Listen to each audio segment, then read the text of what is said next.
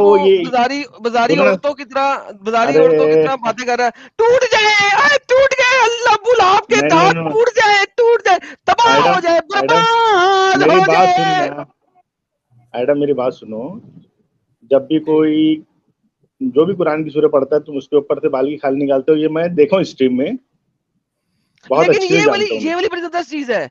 ये आप नहीं देखें, नहीं, वो जो होते हैं ना छोटे छोटे सुनो इलाके, तो क्या कहते यार, हैं उनको। साहिल भाई तुम सुनते क्या मेरी बात?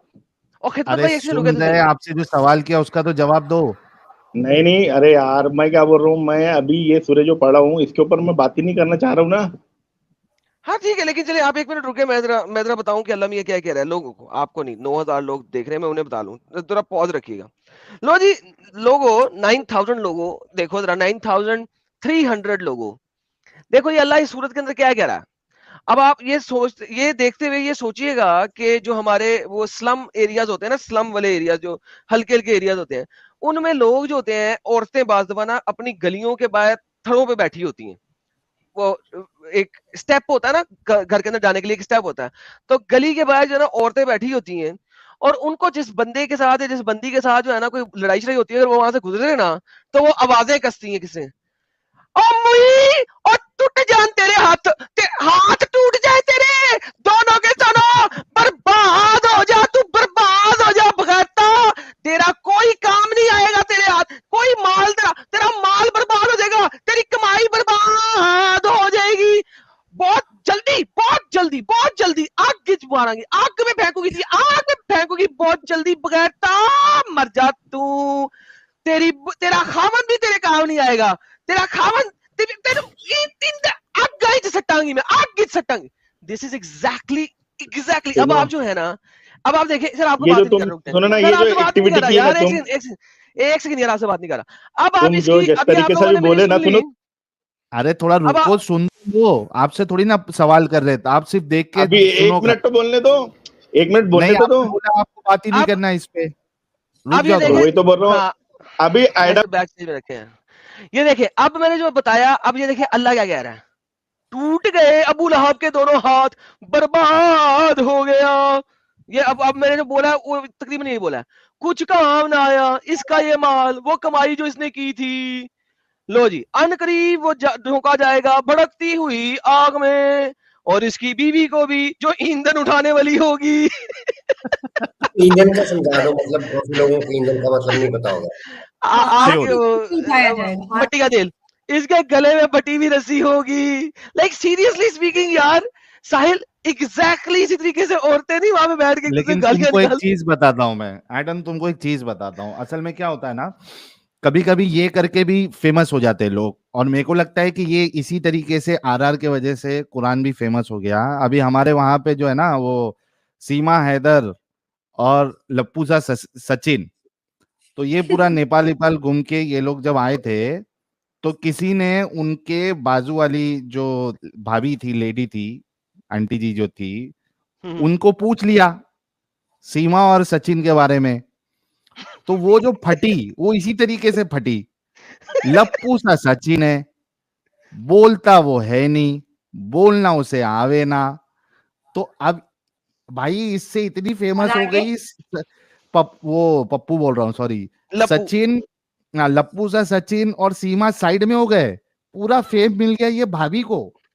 इसको अभी टीवी वाले बुला रहे, एफएम वाले बुला रहे, क्या बात पे? यही सी बात, तब्बत यदा अबी लहबी व तब, टूट जाए दोनों हाथ अबू लहब के और वो बर्बाद हो जाए। तो भाई समझो जरा, मुझे ऐसा लग रहा है कि ये भी इसी वजह से इतना फेमस हुआ है ये बिल्कुल सर, कुरान। बिल्कुल कुरान में इस टाइप की बड़ी मजेदार बातें हैं। ये स्पार्टकस भाई जानते हैं, पंजाबी में तो इसी तरीके से गालियां निकलती हैं औरतों के मुंह से, क्यों स्पार्टकस भाई? ये लप्पू भी मैं आ गया। क्योंकि लोग जो है ना वो अप्रिशिएट नहीं कर रहे कि मैं तुम्हारी तुम जब बोल रहे हो तो मैं बीच में इंटरप्ट कर रहा हूँ। तो काफी कमेंट्स आ रहे हैं कि यार स्पार्टकस को बोलो कि चुप रहे, एडम को बोल नहीं नहीं नहीं, मैं बीच में मैं बहुत कुछ बोलने लगा था, बट मैंने खुद को कंट्रोल करना पड़ा मुझे। आई कुड एग्जैक्टली सी वो थड़े वाली लड़ाई नहीं होती है जो ना? ये सूरत, अगर ना कसम से ये थड़े वाली लड़ाई से अलावा और कुछ है क्या? तुम पंजाब से हो, तुम्हें अच्छे तरीके से पता होगा कि ये थड़े वाली आयत है यार। मैंने अभी थोड़ी देर पहले पता नहीं उस वक्त आप बैठे थे स्ट्रीम में कि नहीं, मैंने ये साहिल को सारी चीजें बोली थी अभी जब कुरान के बारे में एक्सप्लेन किया था। साहिल, हाँ हाँ हाँ, सुन रहा हूँ। यस। हाँ हाँ, तो ये ऐसा ही है भाई, ये खुदा का कलाम कैसे हो सकता है जो थड़े वाली जुबान बोलता है यार? मेरा तो ख्याल है वो थड़े वाली जुबान उन्होंने अल्लाह के कलाम से लिए होगा। अल्लाह से बोलते हम भी ऐसे बोले। ये भी हो सकता है, देयर इज अ पॉसिबिलिटी।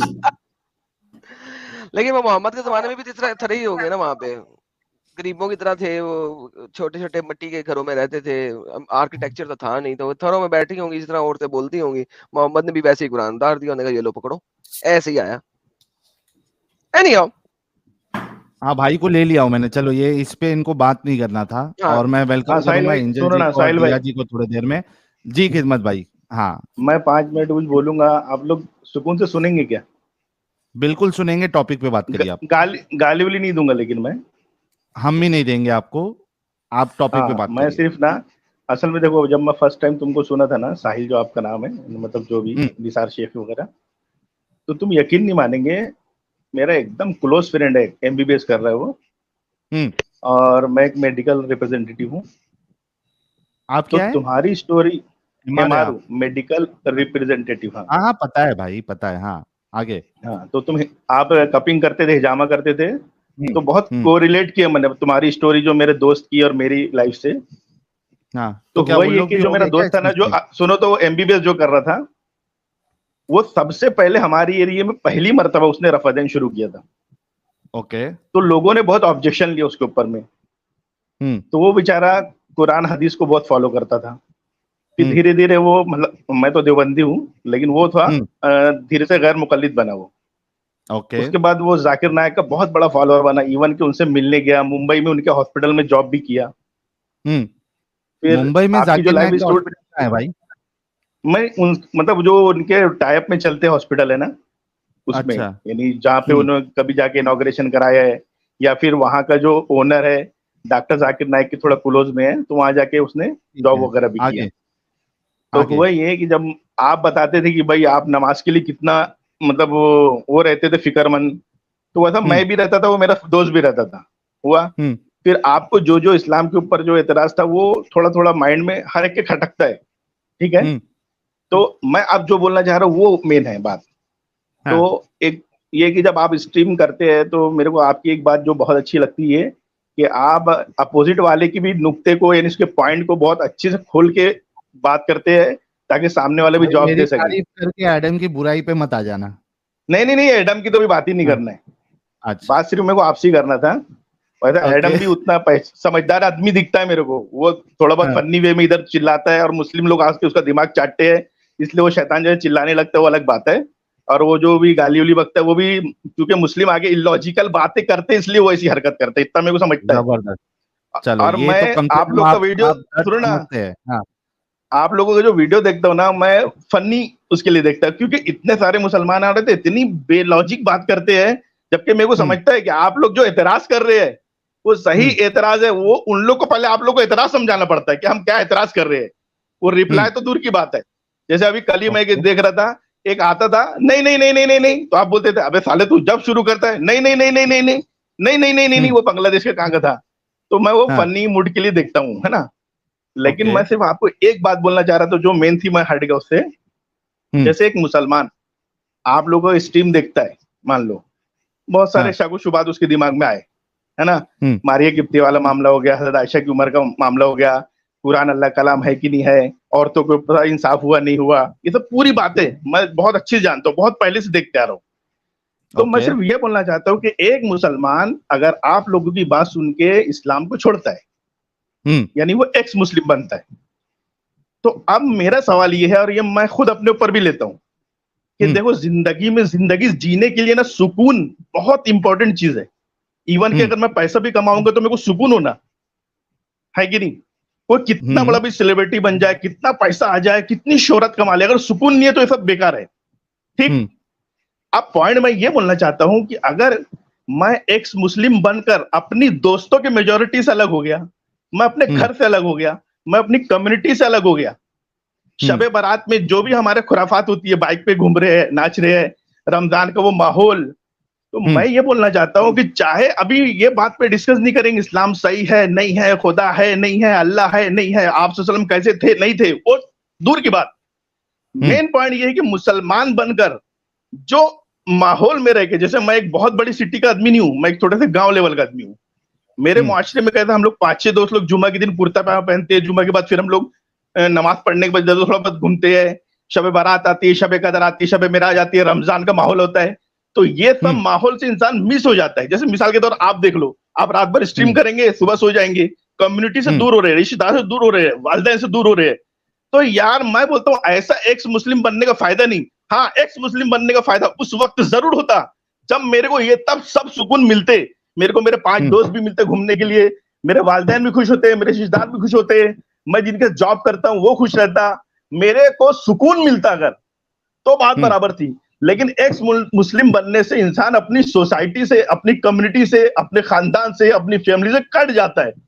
तो अगर ये तमाम एतराजात के सुने ना आपके तमाम एतराजात को अगर मैं मान भी लूं कि भाई प्रॉफिट सल्लल्लाहु अलैहि वसल्लम ऐसे थे, इस्लाम सही मजहब नहीं है और कुरान जो है किसी और ने गढ़ा है, तब मैं मान भी लूं, तब भी मैं इस्लाम को सिर्फ इसलिए फॉलो करूंगा क्योंकि मेरे को मेरी सोसाइटी में रहने के लिए, मेरे खानदान में मेरे 5-6 दोस्त क्लोज फ्रेंड है, क्योंकि वो तो मुस्लिम है, वो थोड़े उतने पढ़े लिखे नहीं है, उनके सामने मैं मारिया किप्ती का वाला वाक्य सुना के और जो है औरतों को जो है बराबर इंसाफ नहीं मिलता इस्लाम में, उनको ये सब नहीं समझता साहिल जी, आप समझो।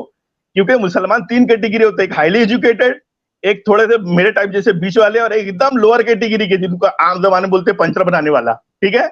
तो अपने मुस्लिम कम्युनिटी में ना ज्यादातर लोअर कैटेगरी के लोग हैं जिनको तो अभी ईमान की डेफिनेशन नहीं मालूम, इस्लाम की डेफिनेशन नहीं मालूम, जिनको दीन किसको बोलते हैं वो नहीं मालूम।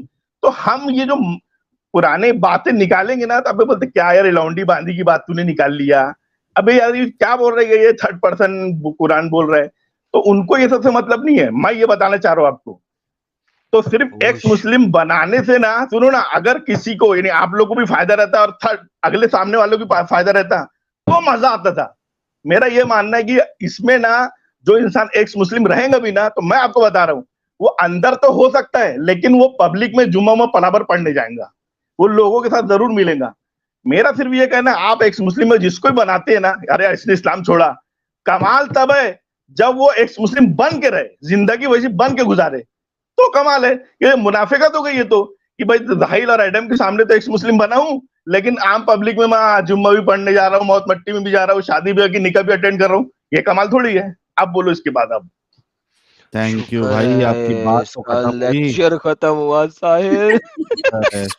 नहीं मैं तो चाहूंगा लेकिन इसको क्लिप बना के आप डालो, मैं आपका एहसान मानूंगा अगर आप ये क्लिप बना के डाले तो। भाई चुप कर जा,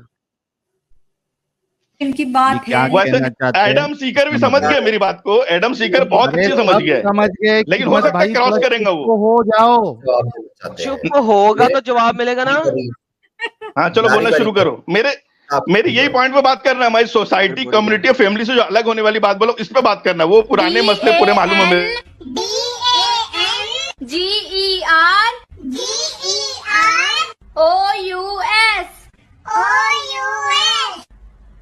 डंगर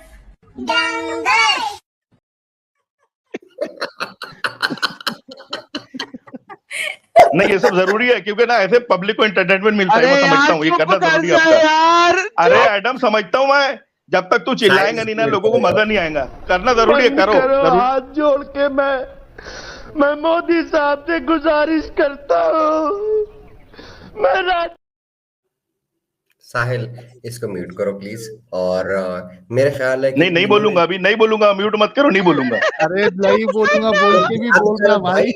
अरे मेरे भाई मैं साहिल आपसे सुनना चाहता हूँ, साहिल से रिप्लाई सुनना चाहता हूँ। हाथ जोड़ के गुजारिश है कि आप चुप हो जाए प्लीज। अब आप हमें भी बोलने दे साहिल। चलो ठीक है, बोलिए।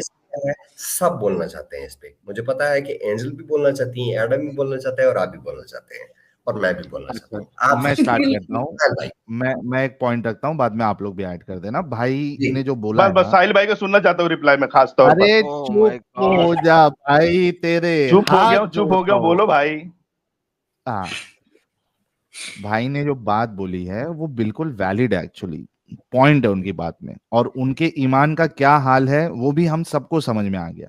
ठीक है, देखिए भाई, आपकी बात जो जो कही है ना आपने, ये बिल्कुल सही है कि एक्स मुस्लिम्स बनने के बाद बहुत कम ऐसी फैमिलीज होती है जो कि उसको एक्सेप्ट करेगी। ठीक है, अच्छा, सबसे पहली बात तो ये है कि हम हिंदुस्तान में रहते हैं, पाकिस्तान का सिनेरियो अलग है।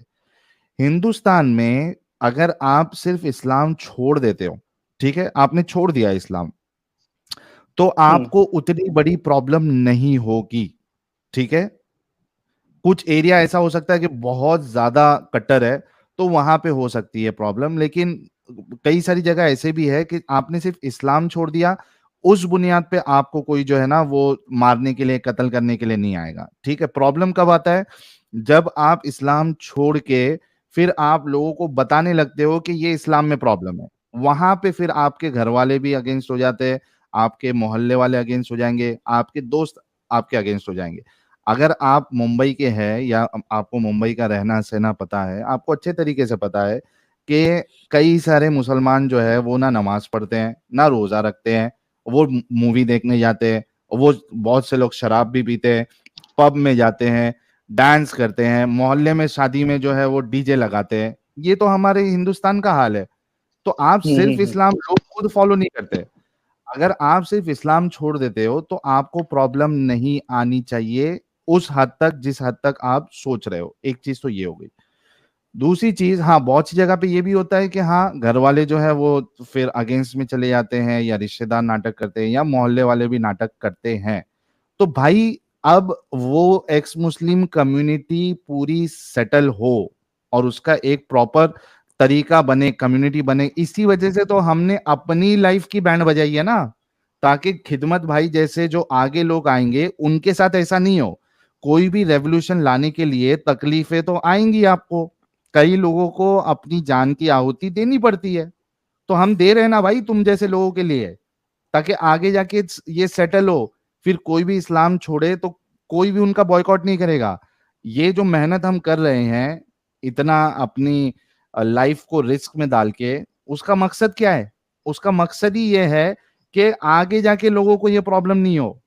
आज हम जो तकलीफ उठा रहे हैं वो दूसरे को नहीं हो, इसी वजह से तो कर रहे हैं। तो इसमें तो करना पड़ेगा, देना पड़ेगा योगदान, बलिदान देना पड़ेगा, आहुति देनी पड़ेगी आपको। ये नॉर्मलाइज करने की हमारी जो नीयत है वो किस वजह से? खिदमत भाई जैसे लोग जो आगे आएंगे वो उनको कोई तकलीफ नहीं हो आज, लेकिन होगी तकलीफ। तो उसका बेस्ट इलाज यही है कि अगर आपने अपने माहौल को परखा है, जाना है, आपने अपने घर वाले को आप अच्छे से समझते हैं, और आप ये देख रहे हैं कि मेरे घर वाले इसको अभी एक्सेप्ट करने के पोजीशन में नहीं है, तो करो मुनाफिकत। कम से कम आपने तो उसको गलत समझा, फिर आपकी जो जनरेशन आएगी, आप शादी करोगे या आपकी शादी हो गई, आपके छोटे बच्चे हैं, कम से कम आप उनको तो निकाल सकते हो इसमें से। फिर फैमिली से बढ़ के क्या चीज है? जाओ दूसरी जगह पे भाड़े पे घर लो, या दूसरी जगह खुद का घर लो, आपकी और आपकी फैमिली एकदम सुकून से बिना इस्लाम के रहो अच्छे से। इस जंजाल में क्यों रहना है? क्यों अपनी लाइफ बर्बाद करना है? 5 टाइम की नमाज, सुबह को उठ के फजर में नमाज पढ़ रहे, वो फजर की नमाज की चक्कर में आप अपनी बीवी के साथ सेक्स नहीं कर रहे, क्यों? अरे सुबह उठ के कौन नहाएगा यार? और अगर नमाज नहीं पढ़ूंगा उठ के, तो रसूलुल्लाह का कहना है कि कान में शैतान जो है पेशाब करता है। तो बहुत से लोग तो रात को अपनी बीवी के साथ सेक्स इसी वजह से नहीं करते क्योंकि सुबह में उनको नमाज नहीं छोड़नी होती है। और नहाएगा कौन? इतनी मगजमारी कौन पालेगा? इससे अच्छा करो ही नहीं, सुबह उठो और सीधा नमाज पढ़ लो वजू करके। तो ये पूरा जो सिस्टम है इस्लाम का, ये इंसान के ऊपर बस एक बोझ है और सारी इंसानियत के ऊपर बोझ है। तो क्यों इसमें रहना, क्यों अपना टाइम वेस्ट करना? तो भाई ये मेरा जवाब था कि वक्त लगेगा। अगर इजाजत हो तो दो लाइन बोलूंगा, 2 मिनट बोलूंगा सिर्फ। बोलो, अगर आपकी इजाजत है तो 2 मिनट बोलना चाहूंगा और। अरे बोलो ना भाई। हाँ, असल में देखो, एक बात ये मैं बोलना चाह रहा हूँ, एक जो अच्छा, होता है एक ना मिनट कि रुकना, इस्लाम। एक मिनट प्यारे भाई, सिर्फ 10 सेकंड रुकना भाई। लोग 10,000 लोग लाइव जुड़े हैं, आप सभी लोगों का तहे दिल से शुक्रिया। बहुत 10 लाख है क्या 1 लाख है यूनिट 10,000 है सॉरी 1 लाख होगा ऐसा भी दिन आएगा 1 लाख भी लाइव देखेंगे अभी 10,000 पे। तो जितने लोग देख रहे हैं आप सभी लोगों का हमारे इस छोटे से चैनल पर बहुत बहुत इस्तकबाल है, स्वागत है। आप लोगों में से जिन लोगों ने अभी तक इस चैनल को सब्सक्राइब नहीं किया है सब्सक्राइब कर ले। और इस चैनल का मकसद क्या है वो अभी आप लोगों ने सुन ही लिया होगा, एक बेहतरीन देश, एक बेहतरीन इन्वायरमेंट, एक बेहतरीन घर बनाने की हमारी नीयत है, चाहत है और मेहनत है और वो हम करके रहेंगे। हाँ तकलीफें आएंगी लेकिन आगे जाके ये जरूर होगा। यस भाई खिदमत भाई प्लीज आपके क्या सवाल थे इस पे बोलिए। हाँ ये मतलब जैसे आपने वो सब पॉइंट बोले कि फैमिली कम्युनिटी से अलग होके ये वो, लेकिन मेरा पॉइंट शुरू हुआ था कि इंसान को जिंदगी में सुकून होना, सुकून, ठीक है ना, यहाँ से शुरू किया था। तो मेरा ये सर आप कहना था समझे ही कि नहीं, मैंने उसका जवाब दे दिया है कि नहीं कुछ दिए लोगों थे, सुने ना, तो को आहुति वो देनी पड़ेगी, उस बलिदान देना हाँ उस पर पड़ेगा। मैं एक चीज हाईलाइट करना चाह रहा हूँ सुकून पे ही। हम्म जैसे फॉर एग्जांपल अभी मैं जिस एरिया में रहता हूँ ना, तो फजर की नमाज के बाद में जो हल्की हल्की सुबह होती है, तो नमाज पढ़ने के बाद में हम लोग कुछ दोस्त लोग चाय पीने जाते हैं, वहाँ गुलगुला मिलता है, गुलगुला सुने होंगे ना। हाँ पता है तो गुलगुला। वो जो जो फजर खत्म हुई उसके बाद हम लोग जो चलते गए हुए होटल तक गए, चाय पिए, गुलगुला पिए, फिर घर आके सोए। तो ये सुबह का वक्त जो मेरे को बहुत प्यारा है, ठीक है, नंबर 1। नंबर 2, शबे कदर आती है, शबे बारात आती है, इस वक्त जो है पब्लिक के मजमे के साथ कब्रिस्तान जाते हैं, ठीक है। वो कब्रिस्तान का एक माहौल, वो दोस्ती यारी के साथ जाना, ये रमजान का महीना आता है, जब आप लोग मुस्लिम थे, वो एक रमजान में मिनट लोगों को भाई भाई भाई भाई भाई भाई अभी आप इस्लाम सुनो को सुनो, डिफेंड कर रहे हैं, अभी नहीं आप नहीं डिफेंड इस्लाम नहीं को कर रहा हूँ डिफेंड कर रहे हैं, डिफेंड कर रहे मैं, हैं। क्या बात, आपको नहीं सुबह नहीं सुबह मेरी उठना अच्छा लगता है तो ठीक है पूरी आप उठो। पॉइंट सुनने के बाद, पूरी पॉइंट तो सुन लो, उसके बाद बोलना ना। मैंने जो पॉइंट बोला पूरा उस पे आपको क्या नहीं सवाल नहीं है नहीं, वो नहीं बोलो। आप रोक दिए मेरे को बीच में, मैं पॉइंट जो बोल रहा हूँ सुन तो लो एक बार। अब अगर मैं शबे भाई मराज, मैंने शबे बारात जो को जो है सवाल कब्रिस्तान किया जा रहा हूँ, है सुनिए ना। उस पे आपको क्या कहना है रिपीट हो रहा जो है मैंने भाई, बोला। रिपीट हो रहा है, आपकी बात हाँ रिपीट रिपीट नहीं हो करके रहा है, कोई मैं मतलब आपको नहीं ये है। बताना चाह रहा हूँ कि इंसान जो है, जो फराइज और वाजिबात और सुन्नत को छोड़कर जो एक रिवाजी दीन है ना, और एक बोलना चाहिए प्रैक्टिकल है, वो भी कैसा, दोस्ती यारी वाला, और एक जो समाज वाला, तो ये करने से जो सुकून मिलता है, जो सुकून मिल रहा है एक्स मुस्लिम बनने के बाद में, वो सुकून बिल्कुल छिन जाएगा। नहीं ओके। है हमको सुकून, मैं सुकून में हूँ एकदम। अरे अरे एक भाई सर, मैं आप रात भर इतना सुकून में हूँ, स्ट्रीम सुनो करने सुनो। के बाद में दिन अरे भर एक घर मिनट में मत घुसे भाई, रहेंगे, एक मास्क मिनट लगा भाई, के चलेंगे, अपने नहीं दोस्त नहीं भाई नहीं से हट जाएंगे, तो क्या साहिल भाई दिल पे हाथ भाई, रख के। हेलो भाई साहिल भाई, या तो इजाजत है तुम, बात करने की? हाँ एक मिनट दिया जी, एक मिनट। तुम बहुत बड़े बेवकूफ हो, अभी एकदम बेवकूफी वाली बात कर रहे हो।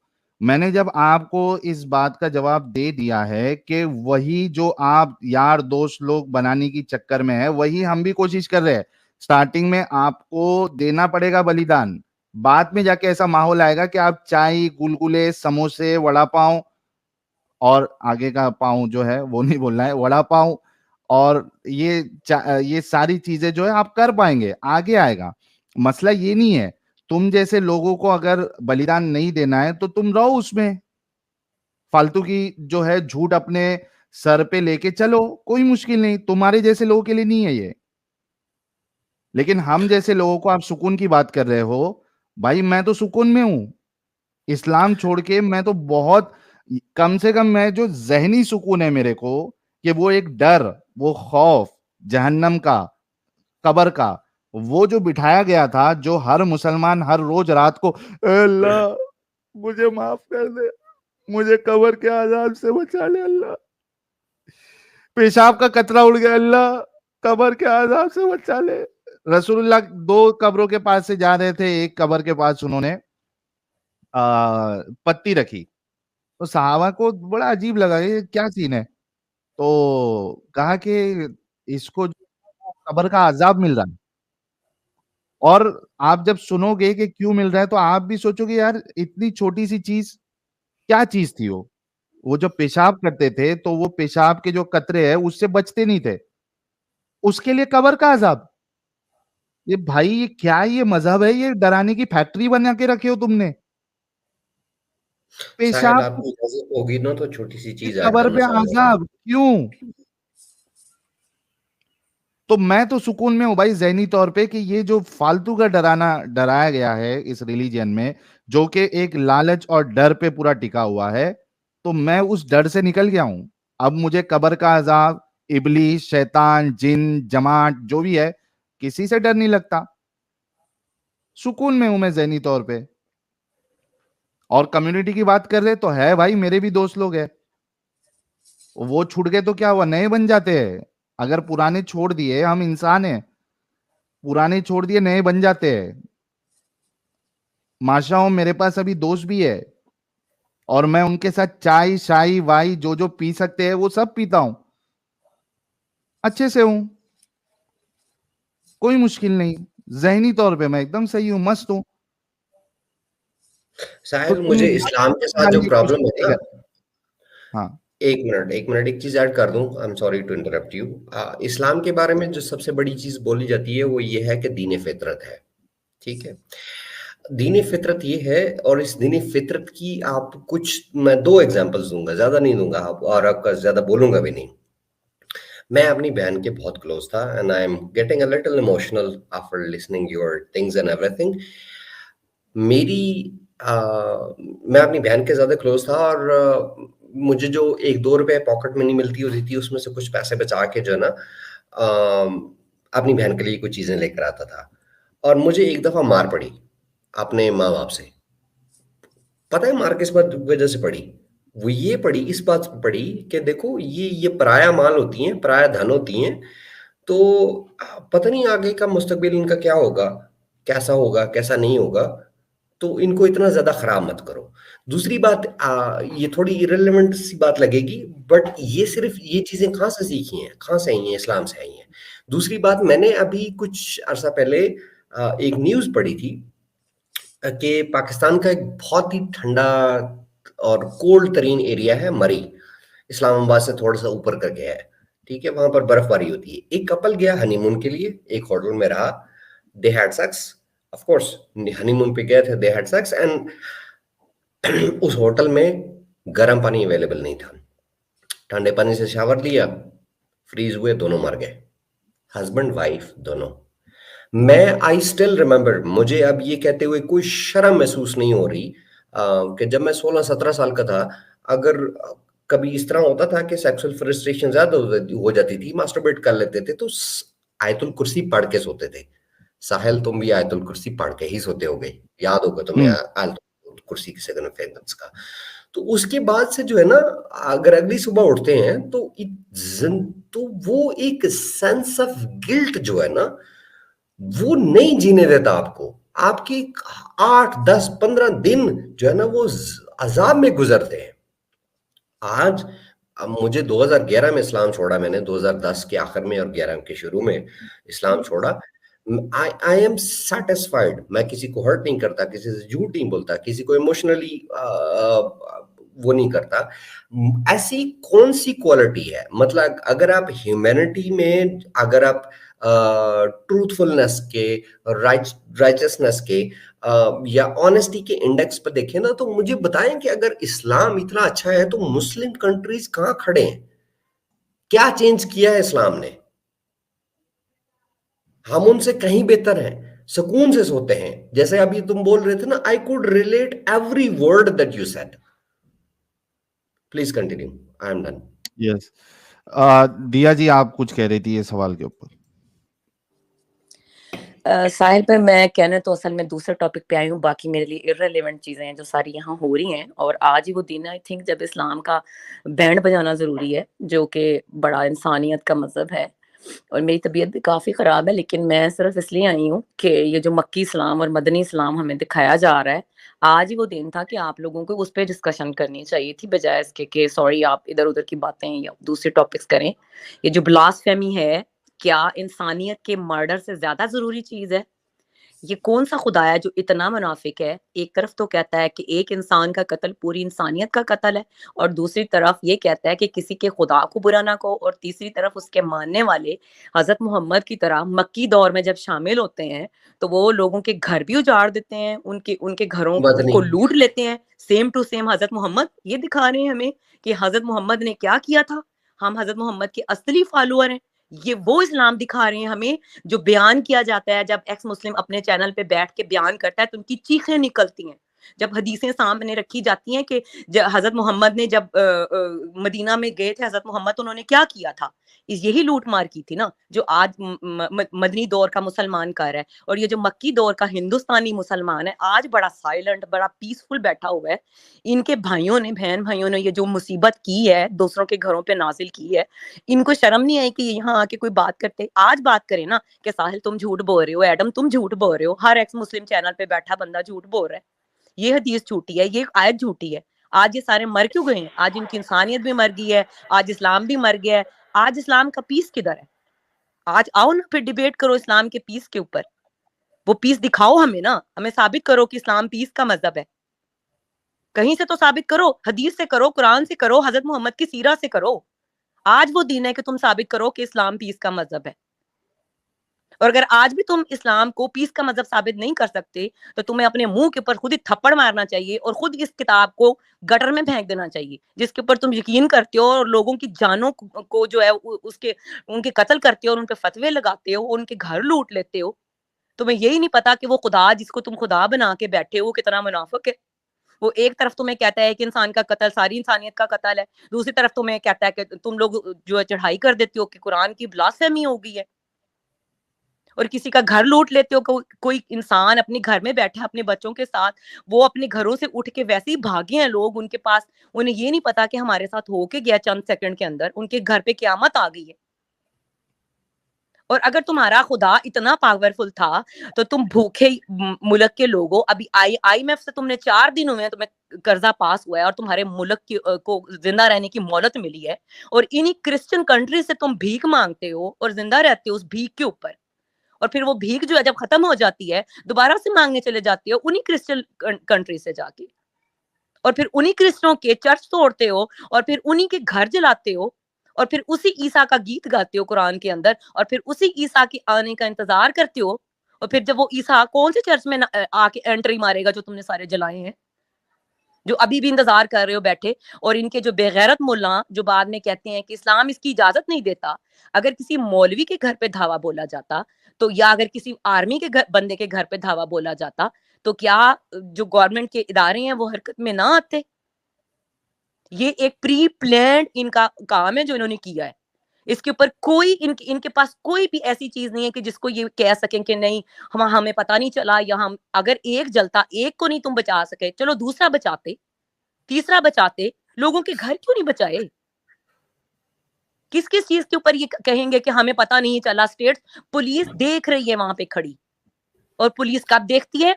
जब स्टेट को ऑर्डर नहीं होता उन्हें टच करने का।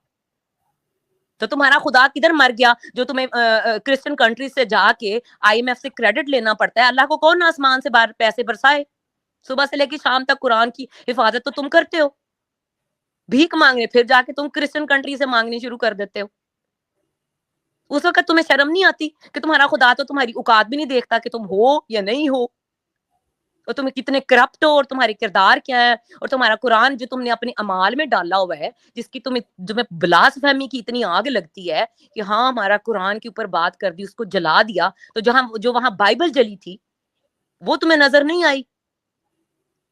उस वक्त तुम्हारा ईमान मर गया जब तुम्हारे रसूल अल्लाह ने कहा था कि 4 इल्हामी किताबों पे ईमान लाओ। तो बाइबल तुम्हारे बाप की तो नहीं है ना, वो भी उसी अल्लाह की है। वो कहां से आई है? वो भी तो तुमने जला ली। तो कुरान जिस अल्लाह का था उस अल्लाह ने तुम्हें कहा था कि बाइबल के ऊपर भी यकीन रखो। उस वक्त तुम्हें अल्लाह ही भूल गया। तुम तो बेगैरत और निहायत किस्म के मुनाफिक किस्म के लोग हो। तुम्हारा ना कोई खुदा है, ना तुम्हारा कोई दीन है, ना तुम्हारी कोई किताब है। तुम सिर्फ हजरत मोहम्मद के फॉलोअर हो। जैसे हजरत मोहम्मद ने मदीना में धावा बोला था, तुम एग्जैक्ट उसी तरह धावा बोलते हो हर इंसान के ऊपर, क्योंकि तुम्हारे दिमागों को सुन कर दिया हजरत मोहम्मद ने। तुम सोचने की अहलियत ही नहीं रखते, तुम्हारे दिमाग माउफ हो चुके हैं। तुम्हें झटके लगाने की जरूरत है कि तुम इंसानियत में वापस आओ, क्योंकि कुरान से तुम्हें कोई दिलचस्पी नहीं है। तुम सिर्फ डाकू और लुटेरे हो, बस, इससे ज्यादा और कुछ नहीं। यही बोलने लगा था कि ये वो कौम है जिस कौम को महमूद गजनवी बतौर हीरो पढ़ाए जाते हैं, और महमूद गजनवी क्या था, सोमनाथ मुझे के पास मंदिर में में जाने रहने की वाला। जरूरत नहीं है कि पास में नहीं, क्या हुआ क्या नहीं। लोग हमें पास्ट कहते हैं कि होता है नहीं, यहाँ इंसानों पे की लोग लाइफ। आके बातें करते हैं कि हम माजी की बातें ना सुनाएं, लोंडियों की कहानियां ना सुनाएं। नहीं सुनाते तुम्हें लोंडियों की कहानियां, तो ये जो आज हुआ है इस पे बकवास करो ना, फिर यहाँ आके भौंको। अब मर क्यों गया तुम सारों तो का बताया ना ईमान? उस बच्ची के बारे में, जिसका जिसका पूरे का पूरा उस कम्युनिटी में, जो जड़ावाला की कम्युनिटी थी, वहां पर ज्यादातर लोग जो है वो सैनिटरी वर्क करते हैं। एक बच्ची ने अपनी सारी जिंदगी कमाई करके अपनी जहेज जोड़ा, एक फ्रिज के अलावा कुछ नहीं छोड़ा। नहीं, कुछ भी नहीं छोड़ा लोगों को। किसी का बहुत छोटा रोया। सा भी घर हो ना, किसी गरीब इंसान का लकड़ी का भी घर है या ईंटों का भी घर है, उसके लिए वो उसका घर है, और वो उसने कैसे बनाया है वो सिर्फ वो जानता है। और इतने जो ये 25 करोड़ का मुसलमान मर गया था, इनकी इंसानियत और इनका ईमान मर गया उस दिन। इनको किसी को गैरत नहीं आई कि एक इंसान का कत्ल पूरी इंसानियत का कत्ल है। और जब तुम बाहर खड़े होकर डिबेटिंग करते हो, इस्लाम तो बड़े पीस का मजहब है, लानत है तुम्हारे मजहब पे भी, और लानत है तुम्हारे पीस पे भी, और लानत है तुम पे भी। जी अब है मेरी आज बहन, आके बको। ये जो है ना कि एक इंसानियत का कत्ल है, 532 आयत है कुरान की, सूरा नंबर 5 वर्स नंबर 32। इसके अलावा ये लोग ये नहीं बताते कि 533 में क्या लिखा हुआ है। हाँ जी, वो अगली भूल जाती है ना, उनको तो पिछली भी याद नहीं है, तो अगली कहां से याद होगी। हाँ, और ये मुल्ला बेगैरत जो जिन्होंने इनको भेजा है, 15 साल का बच्चा पाकिस्तान की सड़कों पे जो है वो ये डिमांड कर रहा है, 14 15 16 साल के प्रोटेस्ट कर रहा है कि वो जो कमिश्नर है उसको जो सरेआम सजा दी जाए। सिर्फ उसका ये जुर्म है कि उसका मजहब क्रिश्चियनिटी था और वो एक करप्ट आदमी नहीं था, वो करप्शन नहीं करना चाह रहा था। इन्होंने उसके खिलाफ प्लानिंग की। पता है, पाकिस्तान के हालात देख के ना मुझे ये यकीन होता है कि कोई खुदा नहीं है। अगर कोई खुदा होता ना, तो इस पाकिस्तान की कौम पर जो जो पाकिस्तान में हो रहा है, पत्थरों की बारिश हो चुकी होती, सल्फर की बारिश नहीं तो इनका अगर कोई खुदा है तो रोटी क्यों नहीं मांगते उससे? IMF से कर्जे लेने क्यों जाते हो? इस्लामी जमहूरिया पाकिस्तान अल्लाह से क्यों नहीं मांगता? इनका गॉड मर जाता है उस वक्त, फिर इनको क्रिश्चियन याद आते हैं, क्रिश्चियन कंट्रीज याद आते हैं, भीख याद आती है। किधर होता है उस दिन गॉड? जब भूख लगती है इनका खुदा इनको खाना क्यों नहीं देता? इनके सारे बड़े चोर इनका हक खा जाते हैं, जब इनके खजाने खाली हो जाते हैं तो ये भीख मांगने चले जाते हैं। उस वक्त कहाँ मरा होता है इनका खुदा, इनका ईमान, इनका दीन कहाँ होता है? बहुत जबरदस्त पॉइंट्स आपने रखा है दिया जी, बहुत बहुत शुक्रिया। नेक्स्ट कॉलर की तरफ बढ़ते हैं। एंजल जी, आपको हमारे जो प्यारे भाई जुड़े थे, जो पीस की बात कर रहे थे, आखिरी बात साहिल भाई, वो जो प्यारे भाई जुड़े थे ना, उनकी हाँ। वो आई थिंक इतने पढ़े लिखे नहीं है, लेकिन जो मैंने उनकी जितनी बातें सुनी है, मैं सबसे एग्री नहीं करती। एक पॉइंट उनकी बात का ठीक है कि एक चीज जिसे कहते हैं कल्चरल इस्लाम, यानी कि ये एक मॉडर्न वर्ड है जिसको वेस्टर्न भी वेस्ट में रहने वाले मुस्लिम भी यूज करते हैं कि हम कल्चरल मुस्लिम हैं, यानी कि वैसे तो वो इस्लाम प्रैक्टिस नहीं करते, लेकिन जस्ट अपनी आइडेंटिटी के लिए वो इस्लाम को ये लगाते हैं ताकि वो अपनी फैमिली जो है फैमिली में सरवाइव कर सकें, जस्ट इसलिए। आई थिंक कि वो बंदा ये कहना चाह रहा था, लेकिन ये भी उसकी बात किसी हद तक, एक हद तक ठीक है, क्योंकि 5 उंगलियां सोसाइटी में बराबर नहीं होती। हर बंदा ना तो खुद को एक्स शो कर सकता है, ना हर बंदा फैमिली छोड़ सकता है, ना हर किसी के फाइनेंशियल हालात इतने स्ट्रांग होते हैं कि वो जगह चेंज करे या वो एक नई कम्युनिटी में जाए। और मुस्लिम नाम को वो कैसे हटाएगा? वो अपनी बच्ची की शादी कैसे करेगा? ये बहुत सारे मसले हैं, और हम एक मुआशरे में रहने वाले लोग हैं, हम जंगल में तो नहीं रहते। और जो भी इंसान जिस भी सोसाइटी में रहता है उसके वहां मसले होते हैं, क्योंकि हर स्टेटस से बिलोंग करता है इंसान। कोई अपर क्लास है, कोई मिडिल क्लास है, कोई लोअर क्लास है, कोई अपर लोअर क्लास है। तो जो हर क्लास है उसमें रहने वाले इंसान के मसाइल उस क्लास से रिलेटेड हैं। तो ये वो जो बंदा बात कहने आया था उसको बात करनी नहीं आ रही थी, लेकिन मैंने जज कर लिया कि वो बंदा कहना क्या चाह रहा था। आई थिंक वो यही कहना चाह रहा था कि डिफरेंट स्टेटस हैं, और हम अगर कल्चर इस्लाम रखते हैं, भाई हमें मसला नहीं है आप कल्चर इस्लाम रखें। मसला तब शुरू होता है जब आप जाके फिर मौलवी की बात सुनते हैं, जब आप मस्जिदों में बैठे हुए मिंबर पर बैठे हुए उन सूरों की बात सुन के आपका इस्लाम जाग जाता है अंदर से। वो मसला है बस, और कोई मसला नहीं है।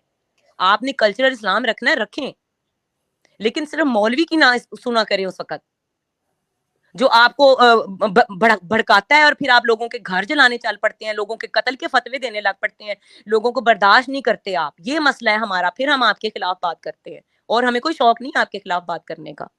बस मुझे यही कहना साहिल भाई, सॉरी मैं आज बहुत गुस्से में हूँ, क्योंकि ये एक ऐसा टॉपिक है जिसके ऊपर पूरे का पूरा 25 करोड़ का पाकिस्तान सोया मरा पड़ा है, और आपके हिंदुस्तान का भी सारे का सारा मुसलमान सोया मरा पड़ा है। आगे पीछे तो उन्हें बड़ा याद आता है, ये झूठी हदीस निकाल दी है, ये झूठी आयत निकाल दी है। तो अब आओ ना अपनी सच्ची आयतें लेके, आप कहते क्यों नहीं है? आज ही तो कहो, आज ही तो इनको बोलो, चलिए। आओ आज चैलेंज करो ना इन सारों को, लेके आएंगे अपनी सच्ची आयतें और सच्ची हदीसें। ठीक ठीक, बहुत बहुत शुक्रिया दिया जी, हम आपके जज्बात समझ सकते हैं। थोड़ा सा आगे बढ़ते हैं। एंजल जी, आप भाई के उसमें कुछ बोल रही थी,